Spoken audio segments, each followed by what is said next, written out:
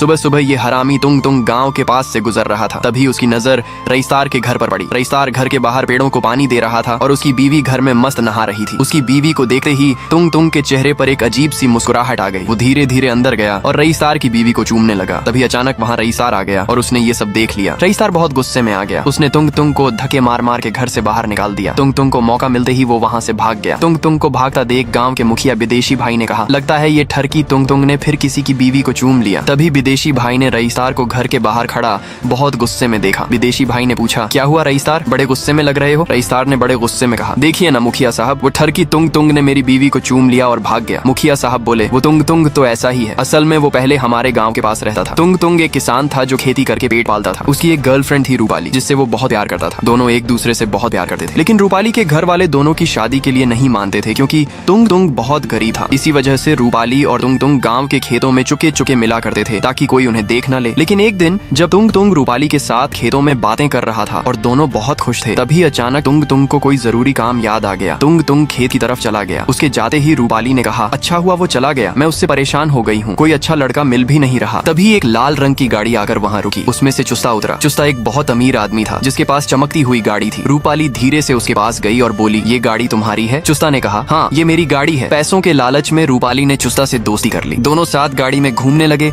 और साथ वक्त बिताने लगे। एक दिन जब तुंग तुंग रूपाली को ढूंढ रहा था, तभी उसने रूपाली को चुस्ता के साथ देख लिया। तुंग तुंग का दिल टूटकर चकनाचूर हो गया। और फिर एक दिन रूपाली और चुस्ता ने एक दूसरे से शादी कर ली और दोनों साथ में गांव से चले गए। उस दिन के बाद से तुंग तुंग सदमे में चला गया। दूसरों की बीवियों में उसे रूपाली ही नजर आने लगी। रईसदार को अब सब समझ आ चुका था। उसने कहा, बेचारा तुंग तुंग लड़की के चक्कर में पागल हो गया। रईसदार बाइक पर बैठा और तुंग तुंग के गाँव पहुंचा। वहाँ उसने तुंग तुंग को हर जगह ढूंढा, लेकिन तुंग तुंग उसे कहीं नहीं मिला। तभी उसे गाँव के बीच में भीड़ दिखी। रईसदार जब वहाँ पहुंचा तो देखा तुंग तुंग की लाश वहाँ पड़ी हुई थी। गांव वालों ने बताया कि रूपाली के जाने के बाद तुंग तुंग उदास उदास रहने लगा था और फिर उसने जहर खाकर आत्महत्या कर ली। रईसदार की आंखों में आंसू आ गए और वो जोर जोर से रोने लगा। उसके रोने की वजह से पूरा गांव डूब गया। वहीं दूसरी तरफ रूपाली और चुस्ता घर में सो रहे थे। तभी पानी की लहर ने उनके घर को डुबो लिया। इसलिए कहते हैं, जैसा करोगे वैसा भरोगे।